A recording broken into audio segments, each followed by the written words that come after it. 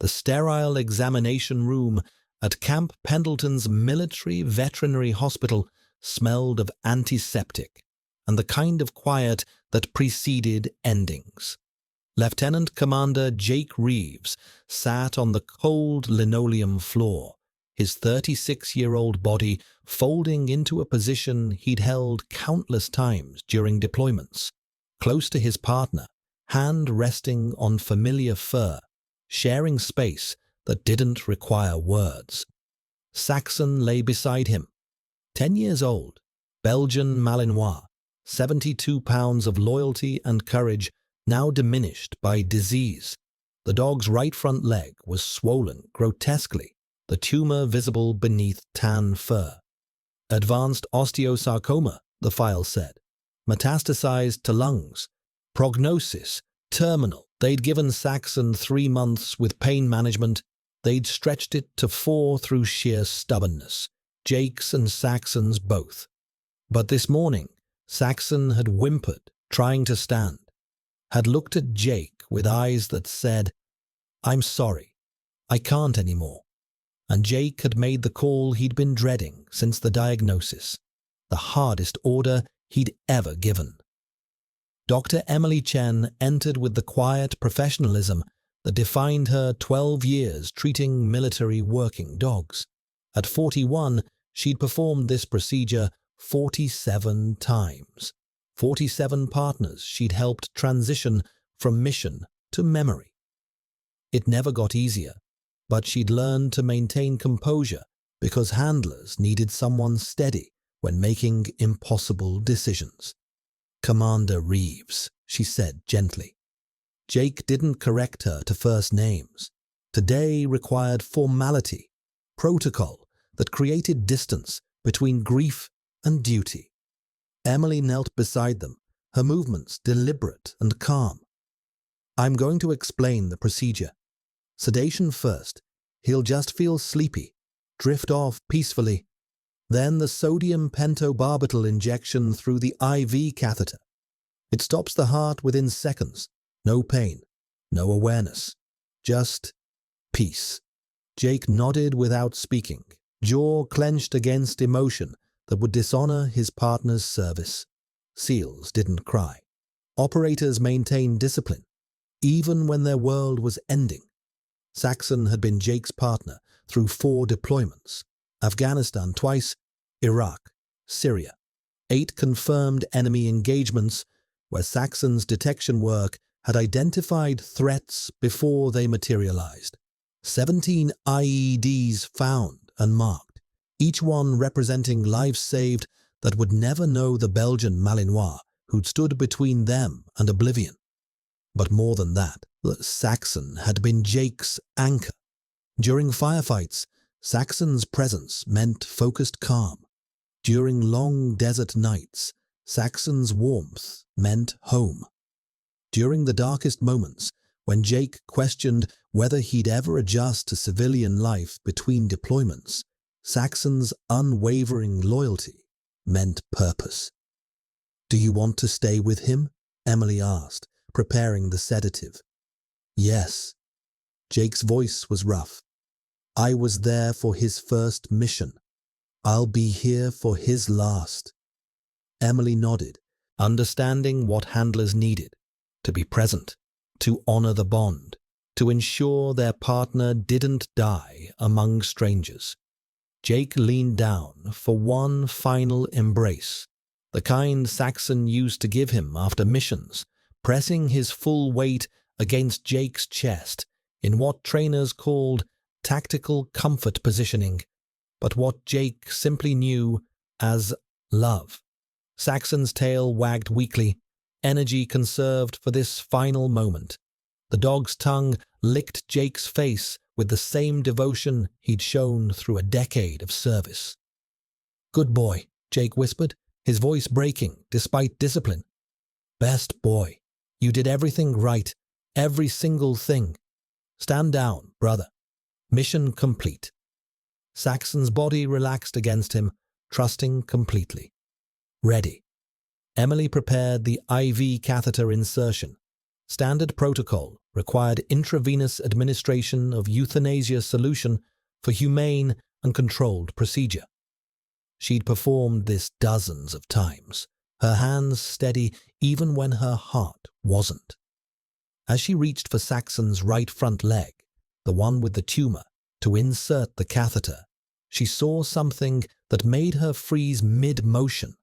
Saxon's paw was moving, not trembling from fear or pain, but moving in a deliberate pattern against Jake's chest. Tap, tap, tap, tap, pause. Tap, tap, tap, tap, pause. The rhythm was specific, intentional, repeated. Emily's mind registered the pattern before her training kicked in. She had Navy background, had learned Morse code during her commission before transitioning to veterinary medicine. The tapping pattern was unmistakable. N-O-T-M-E. Then the pattern shifted. W-R-O-N-G-D-O-G. Emily's hands began shaking. She set down the syringe, her professional composure cracking. "Commander Reeves, does Saxon know Morse code?" Jake's head snapped up, grief replaced by confusion. "Yeah, we trained it for silent communications during hostage situations, tapping on walls, floors, anywhere we needed covert signals. Why?" Emily pulled out her phone, hands trembling. She'd been recording the goodbye for Jake's records, standard practice she'd developed to give handlers something to hold onto after euthanasia. She played back the last 30 seconds. On screen, Saxon's paw tapped clearly against Jake's chest, the pattern unmistakable. N-O-T-M-E, W-R-O-N-G-D-O-G.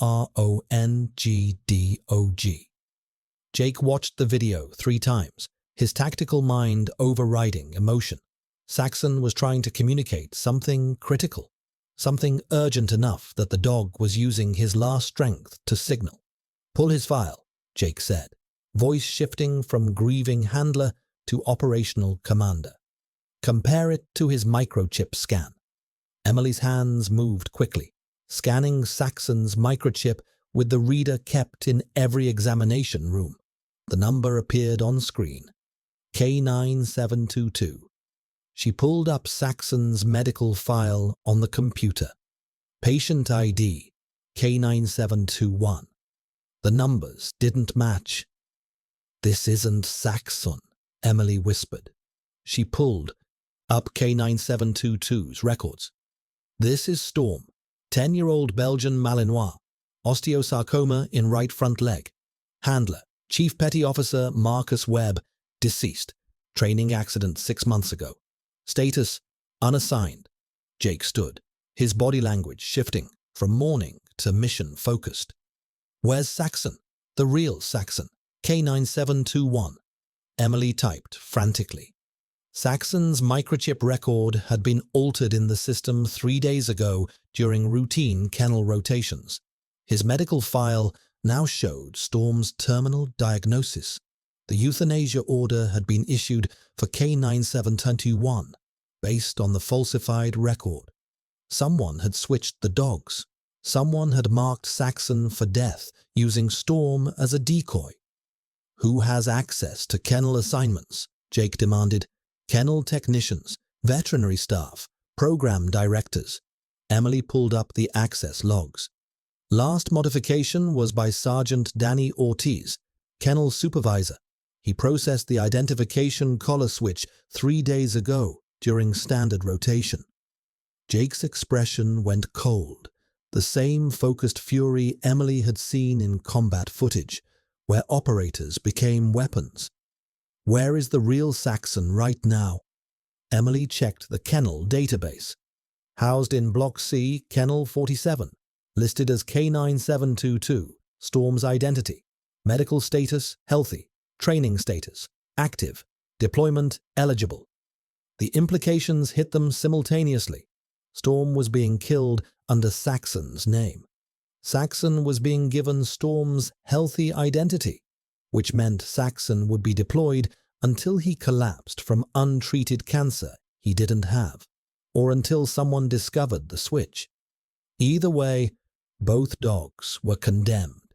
Jake pulled out his phone, already dialing base security. This is Lieutenant Commander Reeves. I need immediate lockdown of the K-9 facility and detention of Sergeant Danny Ortiz. Possible animal trafficking and evidence tampering. Emily looked at Storm, the dog who'd tapped Morse code with his dying strength to save a brother he'd never met. The Belgian Malinois who'd used his last mission to protect another operator's partner. Storm, she whispered, kneeling beside him. You good boy. You absolute hero. Storm's tail wagged once. Mission accomplished.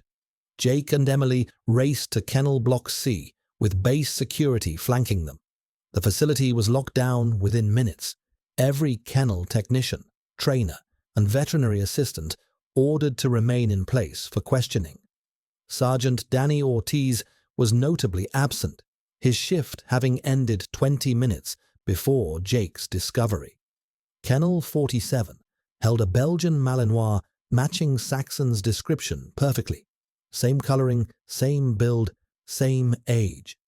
But when Jake approached and gave the specialized whistle command only Saxon would recognize, the dog's ears pricked forward with absolute recognition. Saxon lunged against the kennel door, tail wagging frantically, whining with the desperate joy of a partner reunited after believing separation was permanent. It's him, Jake said, his voice thick with relief and rage. It's Saxon. Emily scanned the dog's microchip, K9722, Storm's identification, as confirmed. But this was undeniably Saxon. The dog responded to Jake's commands with the precision of their shared decade, using signals and cues no other handler would know. Base security detained Jake's report while NCIS was contacted for formal investigation. Emily began pulling comprehensive records, not just Saxon and Storm, but all K-9 transfers, retirements, and euthanasias processed through the facility over the past 18 months. What she discovered turned confusion into horror.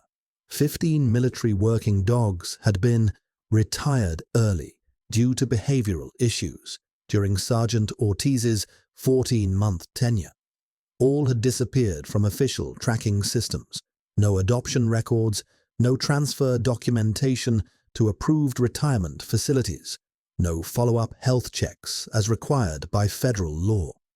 Emily cross-referenced the dogs with their handlers. A pattern emerged. All 15 had been high-value K-9s with specialized training, explosive detection, SEAL team operations, Special Operations Forces support. Dogs worth tens of thousands in training investment. Dogs that would be worth even more to private security firms operating in legal gray zones. She found financial records buried in Ortiz's personnel file. A background check flagged but not investigated. His brother, Rafael Ortiz, had been killed during a SEAL operation in Afghanistan 18 months ago. Rafael had been running logistics for a weapons smuggling ring. The operation that intercepted him had been led by Jake's unit. Saxon had been the detection K-9 who'd identified the weapons cache. Danny Ortiz had spent over a year infiltrating the K-9 program, seeking revenge by stealing the dogs that made such missions successful. He'd been selling them to brutal private contractors where they'd be worked to death in hostile environments without military oversight or care. Jake, Emily said carefully, showing him the records. Marcus Webb, Storm's handler, his training accident 6 months ago. Jake read the incident report. Webb had drowned during a pool training exercise. Investigation ruled it accidental. Combination of equipment failure and medical emergency. But the timing was suspicious. Webb had been Storm's handler. Storm and Saxon had both served on the Afghanistan mission that killed Rafael Ortiz. Webb discovered the trafficking, Jake said, his voice deadly calm. Confronted Ortiz, was murdered for it. Emily pulled Webb's emails from the week before his death. He'd been compiling a list of K-9s to protect. Dogs he suspected were being targeted. Saxon and Storm were both on that list. Jake's phone rang. NCIS Special Agent Maria Vasquez. "Commander, we've located Ortiz. He's entering the veterinary facility now with emergency orders. Claims both K-9721 and K-9722 require immediate euthanasia due to rabies exposure protocol." Rabies protocol, the same fake diagnosis that allowed immediate destruction without veterinary oversight, bypassing all standard protections. "He knows we figured it out," Jake said. "He's going to eliminate the evidence. Both dogs, Emily, us, anyone who can testify." "We've got backup inbound, ETA 8 minutes, Agent Vasquez started. "We don't have 8 minutes, Jake interrupted. He was already moving, pulling Saxon from the kennel, signaling Emily to follow. They retreated to the examination room, where Storm lay sedated but alive, the procedure interrupted before euthanasia solution was administered.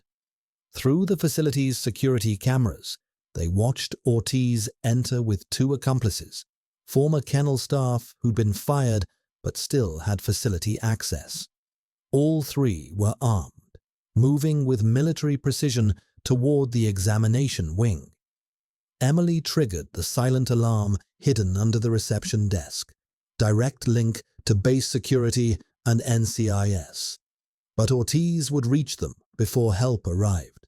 Jake positioned Saxon behind the examination table, hand signals commanding absolute silence.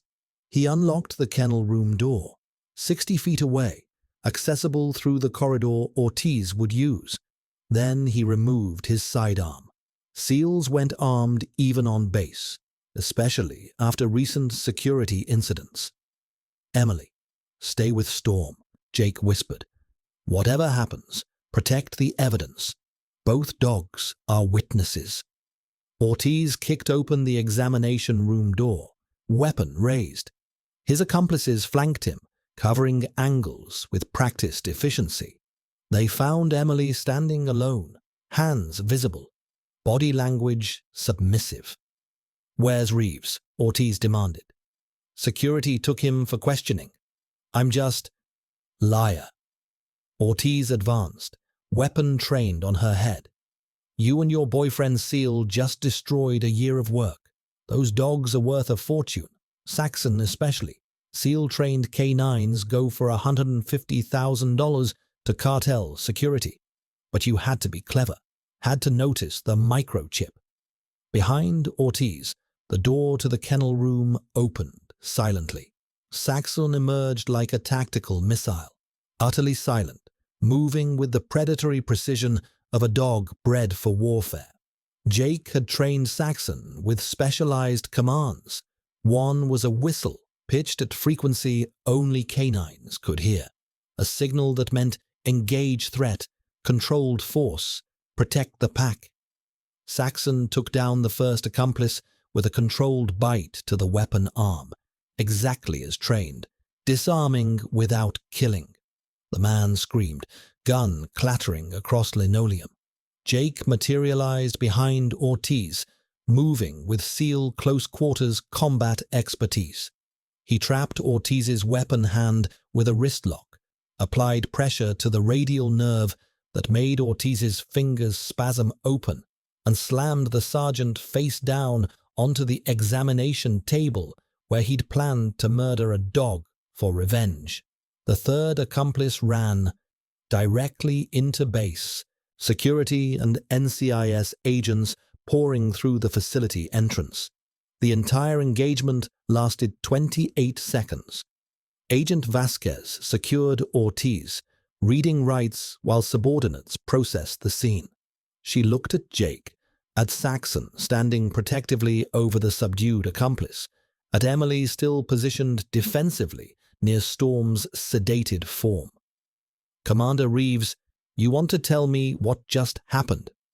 Jake looked at Saxon, his real partner, alive and whole despite Ortiz's plan, looked at Storm, who tapped Morse code with dying strength to save them all.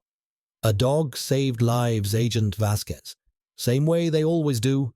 We just finally listen." The NCIS investigation unraveled Ortiz's operation with systematic precision. Forensic accounting revealed 15 military working dogs sold illegally for $75,000 each to private security contractors operating in Afghanistan, Iraq, and various African conflict zones. Saxon had been marked for premium sale at $150,000 due to his SEAL-level training and combat experience. The buyers weren't legitimate firms. They were corporations that worked dogs to death in hostile environments without veterinary care, legal oversight, or retirement plans. The 15 trafficked K-9s were located through financial trails and international cooperation. Most were alive but severely abused, malnourished, injured, psychologically traumatized. Marcus Webb's death was reclassified as homicide. Ortiz confessed under interrogation he drowned Webb in a training pool, staging it as equipment failure. Webb had discovered the trafficking scheme, confronted Ortiz, and been murdered for it. The method was deliberate, the same technique Ortiz used on dogs he wanted to dispose of quietly. Ortiz and 4 accomplices faced federal charges: animal cruelty under 18 U.S.C. 48, trafficking in violation of National Defense Authorization Act provisions, protecting military working dogs, fraud, conspiracy, murder of a federal officer, Marcus Webb, attempted murder of federal officers, Jake and Emily, and evidence destruction. The trial became a landmark case in military working dog protection law. Saxon and Storm's story made national news, not for the scandal, but for the extraordinary loyalty demonstrated by both dogs. Saxon surviving targeted killing, Storm using his final strength to communicate the switch. Emily coordinated medical care and rehabilitation for the 15 recovered dogs. The work was exhausting. Physical injuries compounded by psychological trauma required specialized treatment. But Emily had help. Jake volunteered full-time, using his operational knowledge to design rehabilitation protocols that addressed combat stress. Storm, the Belgian Malinois who'd saved them all, received palliative hospice care in Emily's home for his final 2 weeks. Not in a clinical kennel, but on a soft bed in her living room, surrounded by people who knew his name and honored his service. Emily administered pain management. Jake visited daily, and Saxon, the real Saxon, lay beside Storm through the nights. When Storm passed peacefully with Emily holding him, Jake arranged a full military working dog memorial. American flag draped over Storm's body. Honor Guard from Marcus Webb's former unit. Taps played over Camp Pendleton's grounds. 21-gun salute. Not standard for K-9s, but Jake had called in favors. Storm was buried with full military honors at the National War Dog Cemetery. His headstone read, K-9722 Storm, Belgian Malinois, hero, saved his brothers. Saxon was medically cleared. His osteosarcoma diagnosis had been Storm's, not his. He was approved for continued active duty, still physically capable of deployment. But Jake requested his partner's retirement instead. He's earned rest, Jake told the command board during Saxon's retirement hearing. 10 years, 4 deployments, 17 IEDs detected, 8 combat engagements. And he survived a murder attempt because he was too valuable to let die. Saxon has done enough. Let him be a dog now. The request was approved. Saxon was officially retired and adopted by Jake under National Defense Authorization Act provisions, allowing handlers to adopt their partners. But Saxon's story didn't end with retirement. It evolved into purpose. Jake and Emily developed a partnership that extended beyond their growing personal relationship. She provided veterinary care for transitioning military working dogs, and Jake trained civilian handlers for MWD adoptions. Saxon became the demonstration dog, teaching new handlers about tactical communication, trust building, and reading signals their dogs were sending. The Morse code incident became a case study in military K-9 training programs nationwide. Always listen to what your dog is telling you, even when it seems impossible, even when protocol says otherwise, even when it contradicts official records. 1 year later, Jake and Emily were married in a small ceremony on Del Mar Beach. Saxon served as ring bearer, carrying the rings in a tactical pouch attached to his collar, the same collar that once held Storm's falsified medical identification. During the reception, a young Marine approached Jake nervously. He was adopting one of the recovered trafficked dogs, a German shepherd named Duke, who wouldn't eat, wouldn't engage, wouldn't respond to any handlers. Jake recognized the look in the Marine's eyes, the desperate hope that someone could help, combined with fear that the dog was too broken to save. "Let me show you something," Jake said, kneeling with Saxon beside him. He demonstrated the whistle command, the frequency only K-9s could hear, showed the hand signals, the patient pressure of a hand on a dog's head that communicated, "I see you. I trust you. We're safe now." The Marine practiced, hesitant but learning. Jake brought Duke over, the German shepherd who'd been worked nearly to death by private contractors who'd learned that humans meant pain. "Give him time," Jake said. "Let him approach you. Don't force anything." The Marine knelt, offering his hand. Duke sniffed carefully, body language guarded. The Marine used the signals Jake had shown, slow, deliberate, non-threatening. Duke's tail wagged once, small, tentative, but real. Saxon approached Duke, touched noses with the German shepherd in what Jake had learned to recognize as the K-9 equivalent of "You're going to be okay, brother." The same message Storm had sent Saxon through Morse code that saved them all. Emily watched her husband work with the young Marine, watched Saxon provide the therapy presence that gave other damaged K-9s permission to heal. She thought about Storm's final message, tapped out with dying strength. Wrong dog. He'd been right in more ways than one. They'd almost killed the wrong dog, and almost missed the truth that saved them all. Saxon, grey-muzzled now at 11 years old and moving slower, rested beside Jake's chair as the reception continued. His right front paw occasionally tapped against the ground. Not Morse code anymore, just the comfortable rhythm of a dog who knew his mission was complete. Jake looked at his partner, his brother, the Belgian Malinois who'd survived deployment, disease, that wasn't his, and deliberate murder attempt. Looked at Emily, who'd seen one impossible detail and refused to ignore it. Looked at the young Marine and Duke, beginning their own journey toward trust. "You did good, Saxon," Jake whispered, scratching behind his partner's ears. "You did everything right." Saxon's tail thumped against the sand. Agreement, contentment, satisfaction. The dog who'd been scheduled to die had not only survived, but had changed military protocols, saved 15 trafficked brothers, and proven that loyalty spoke louder than any language. Even Morse code couldn't articulate what Saxon and Storm had demonstrated, that some bonds transcended species, service, and even death itself. That protection was purpose.